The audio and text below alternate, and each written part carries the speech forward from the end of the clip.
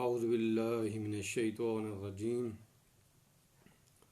بسم اللہ الرحمن الرحیم الحمد للہ رب العالمین والصلاة والسلام علی اشرف الانبیاء والمرسلین وآلہ الطیبین الطاہرین المعصومین ولعنۃ اللہ علی اعدائہم اجمعین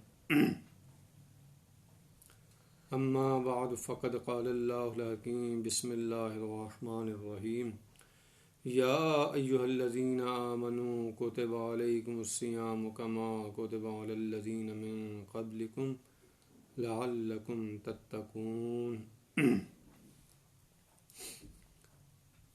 شب جمعہ ہے، شب قبولیت دعا ہے،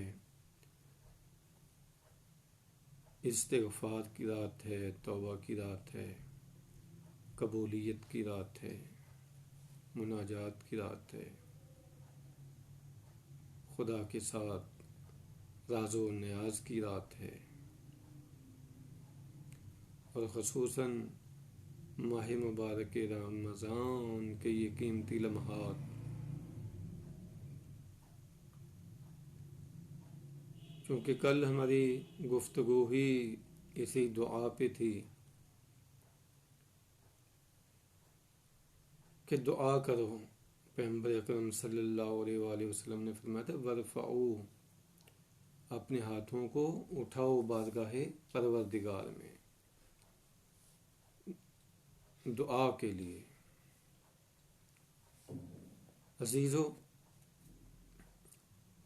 قرآن مجید میں جہاں پر روزے کے احکام کا تذکرہ ہوا ہے اور وہ یہاں سے شروع ہوئے، یا ایھا الذین آمنوا کتب علیکم الصیام کما کتب علی الذین من قبلکم لعلکم تتقون ایاما معدودات، پھر آگے وہ ساری آیات مبارکہ۔ ان آیات میں جہاں پہ احکام بیان کرتے کرتے بیچ میں خداوند متعال نے کہا، فرمایا اذا سألک عبادی عنی فإنی قریب اجیب دعوت الداع اذا دعانی فلیستجیبوا لی ولیؤمنوا بی لعلہم یرشدون۔ پھر آگے احکام روزہ، پہلے بھی روزے کے احکام، پھر روزے کے احکام، درمیان میں یہ دعا کے موضوع پہ گویا کہ بہت ہی لطیف نقطے کی طرف اشارہ ہے کہ ماہ مبارک رمضان یہ ماہ دعا بھی ہے، ماہ ارتباط با خدا بھی ہے، بندے کا اپنے آپ کو خدا کے قریب کرنے کا مہینہ ہے۔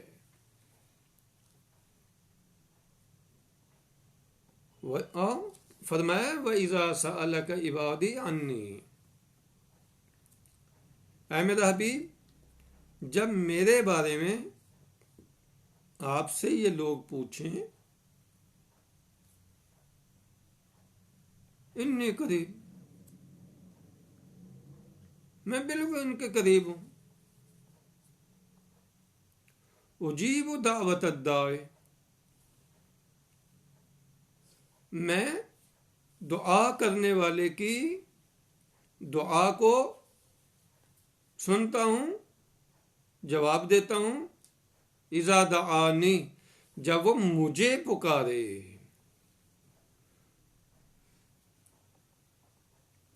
لہذا یہاں پہ اس نقطے کی طرف بھی اشارہ کیا ہے کہ اذا دعانی، مجھے پکارے۔ ایسا نہ ہو کہ انسان کے حواس دعا مانگتے ہوئے ادھر ادھر ہو جائیں، وہ رابطہ قلبی کے ذریعے سے خداوند متعال سے متصل ہو،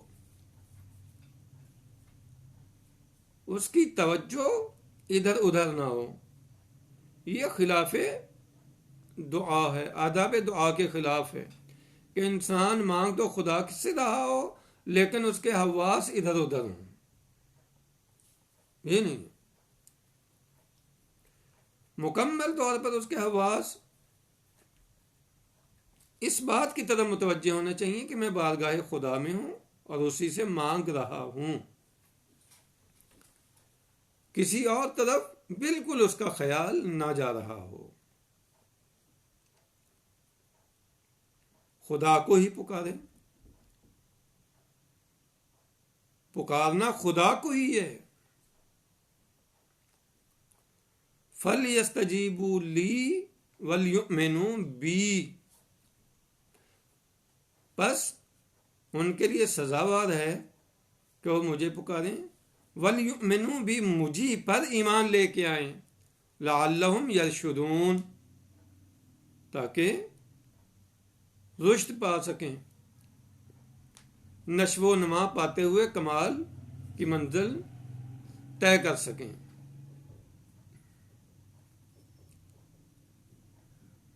اب دعا کی طرف اشارہ کیا، اذا سألک عبادی، جب میرے بندے آپ سے سوال کرتے ہیں، خدا نے جواب دیا، انی قریب، میں قریب ہوں۔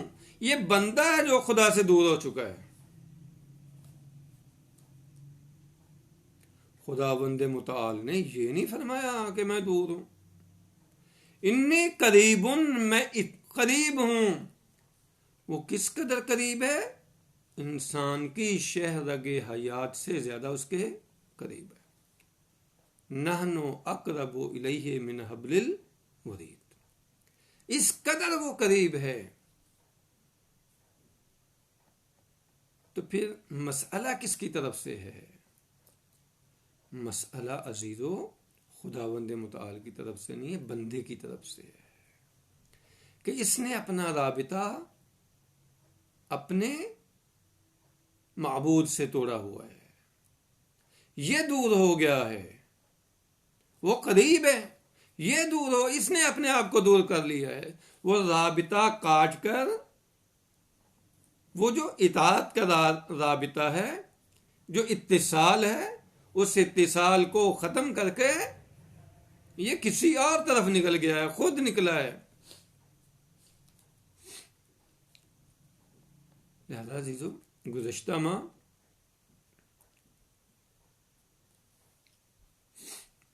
مناجات شعبانیہ میں اسی نقطے کی طرف اشارہ کیا، الہی حبل کمال الانقطاع الیک،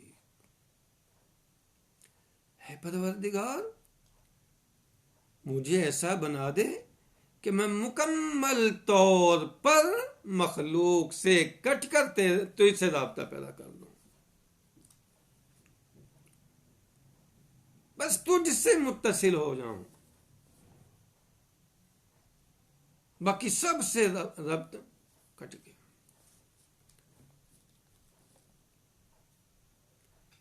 دعا اسی رابطے کا نام ہے عزیزو، عبد کا اپنے معبود کے ساتھ رابطہ، اسی ذات کو پکارنا ہے، اسی کی بارگاہ میں مناجات کرنا ہے، اپنے آپ کو خواب غفلت سے بیدار کرنا ہے۔ آخر کب تک خواب غفلت، کب تک خواب غفلت؟ ایسا نہ ہو کہ غفلت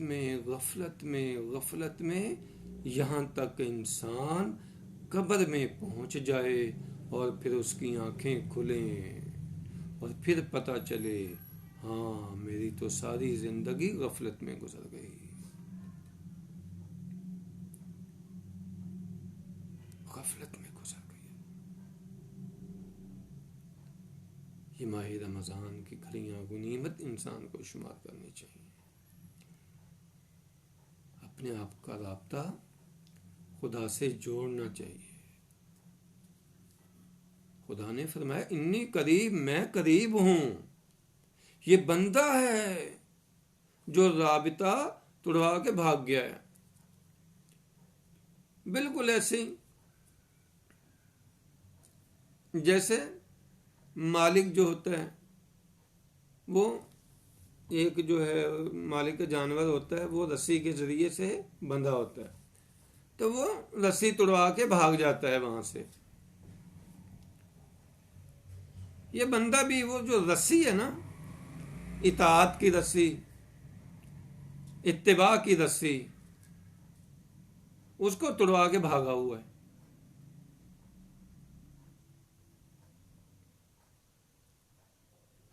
واپس آنا ہے عزیزو. اگلے جو جملات ہیں وہ اسی حوالے سے بہت سخت ہیں. اسلام فقط باتوں کا مذہب نہیں ہے. اسلام کیا ہے؟ لیخرجہم من الظلمات الی النور.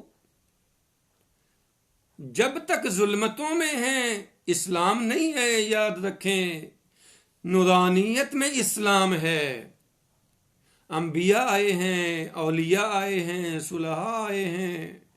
ان کا مقصد کیا ہے؟ ائمہ کا مقصد کیا ہے؟ مخلوق خدا کو ظلمتوں سے نکال کر نورانیت میں لے کے آنا. اب جو ظلمت کیا ہے؟ جن چیزوں سے بھی خدا نے منع کیا ہے وہ ظلمت ہیں. جن چیزوں کی طرف بلایا ہے وہ نورانیت ہیں. غیبت ظلمت ہے، جھوٹ ظلمت ہے، تاریکی یا جہالت ہے. گالی ظلمت ہے، تاریکی یا جہالت ہے. اس گالی کو، جھوٹ کو، غیبت کو چھوڑ کر اس نورانیت کی طرف آنا ہے، صداقت کی طرف آنا ہے، سچائی کی طرف آنا ہے. صداقت کیا؟ نورانیت ہے. صدق نورانیت ہے. ترک نماز جہالت ہے، ظلمت ہے. ظلمت کو ترک کر کے جب انسان نماز کی طرف آتا ہے تو یہ نورانیت ہے. تو یاد رکھیے، جو ظلمت ہیں وہ انسان کو ظلمانی بنا دیتی ہیں، یعنی اندر کو تاریک کر دیتی ہیں. اور جو نورانی ہیں وہ انسان کو نورانی بنا دیتی ہیں. سچ، علم، جتنی بھی اچھی صفات ہیں یہ کیا ہیں؟ انسان کو نورانی بنا دیتی ہیں. انسان ان کے سے منور ہو جاتا ہے، روشن ہو جاتا ہے، اس کا اندر روشن ہو جاتا ہے. وہ پھر تاریکی میں نہیں رہتا، نور بن جاتا ہے. اس کی روشنی معاشرے میں پھر پھیلتی ہے. اس کی روشنی میں لوگ راستہ تلاش کرتے ہیں.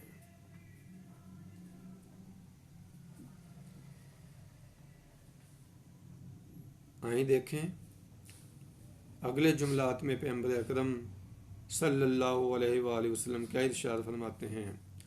ایھا الناس ان انفسکم مرہونۃ باعمالکم. اے لوگو، تمہاری جانیں، تمہارے نفس گروی رکھے گئے ہیں تمہارے اعمال کے بدلے میں. یہ ذہن رکھنا، گروی رکھنا، اس سے مراد کیا ہے؟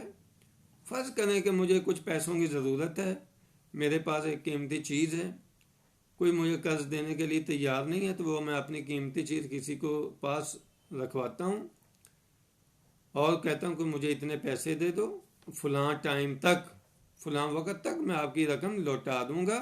جب لوٹا دوں گا تو یہی چیز مجھے آپ نے واپس کرنی ہے. اس کو کہتے ہیں کہ وہ چیز گروی رکھی ہوئی ہے، گروی رکھ کے پیسے لیے ہیں. مثلا فرمایا یہاں پہ تمہاری جانوں کو گروی رکھا گیا تمہارے اعمال کے بدلے میں. تو کیا کریں؟ اب ان کو کیسے چھڑائیں جانوں کو؟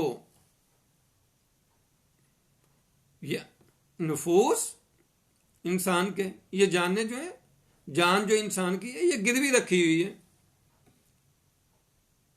یہ اعمال انجام دیں گے تو اس کے ذریعے سے یہ رہا ہوگی. راہ حل پیغمبر ارشاد فرماتے ہیں فَكُفُّوهَا بِاسْتِغْفَارِكُمْ. لہذا کیا کرو؟ اپنے نفوس کو رہائی دلاؤ استغفار کے ذریعے سے۔ اعمال میں کمی کوتاہی ہو جاتی ہے، اور ہمیں اپنے اعمال پہ ناز نہیں کرنا چاہیے عزیزو، یاد رکھیں یہ اعمال کی کوئی حیثیت نہیں ہمارے۔ اگر میں نے اپنے اعمال پہ ناز کیا وہ کل ختم ہو جائیں گے۔ کہاں وہ عظمت پروردگار اور کہاں یہ ناقص عبادت، یہ تو اس کا اشیر حق ادا نہیں ہوتا، کچھ نہیں ہوتا۔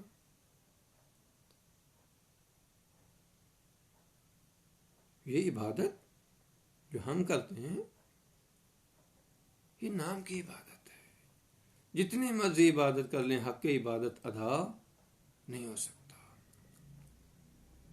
ان پہ ناز نہیں کرنا چاہیے۔ ناز کس پہ ہے؟ پروردگار کی رحمت پہ، اگر وہ ہمارے شامل حال ہے۔ یقیناً ہمارے اعمال میں کوتاہی ہے، حد درجہ کوتاہی ہے، تو اس کا جبران رحمت الہی سے ہی ہو سکتا ہے عزیزو۔ یہ معصومین نے ہمیں یہ سارا راستہ دکھایا ہے۔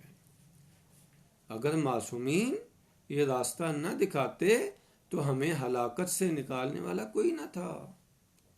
ہم اس ہلاکت میں پڑے رہتے، تباہ ہو جاتے اس خواہشات نفسانی کے سمندر میں، دنیا کے سمندر میں غرق ہو جاتے، اگر محمد و آل محمد نے اپنی تعلیمات کے ذریعے سے انسانیت کو منور نہ کیا ہوتا تو۔ یہ انہی کی دعائیں ہیں عزیزو۔ آج شب جمعہ ہے، آج شب دعا ہے، خدا کی بارگاہ میں ہمیں جانا چاہیے، بارگاہ خدا میں پیش ہونا چاہیے۔ مناجات کی رات ہے، دعا کی رات ہے۔ دعائے کمیل امیر المومنین کی عظیم ترین دعا جو ہمارے لیے انہوں نے تعلیم کی ہے، جس میں بندے کو دعا کا سلیقہ سکھایا ہے۔ یا سریع الرضا، اے بہت جلد راضی ہو جانے والے خدا۔ وہ تو راضی ہوتا ہے، آپ عرض کیا وہ قریب بھی ہے، وہ دور نہیں ہے، وہ قریب بھی ہے، وہ جلدی راضی ہو جانے والا بھی ہے۔ تو کوتاہی کس کی طرف سے؟ ہماری طرف سے ہے۔ ہمارا استغفار نہیں ہے، توبہ نہیں ہے، ندامت نہیں ہے، پشیمانی نہیں ہے۔ یا سریع الرضا اغفر لمن لا یملک الا الدعاء۔ میں کس چیز پہ ناز کروں؟ میرا دامن کوتاہ ہے، میرے دامن میں کچھ بھی نہیں ہے۔ پروردگار میں تو مالک نہیں ہوں کسی چیز کا، اگر میرے پاس ہے تو فقط یہی دعا ہے، یہی تجھ سے رابطہ ہے پروردگار، یہی مجھے بچا سکتا ہے۔ یا من اسمہ دوا و ذکرہ شفا، جس کا نام دوا ہے اور جس کا ذکر شفا ہے۔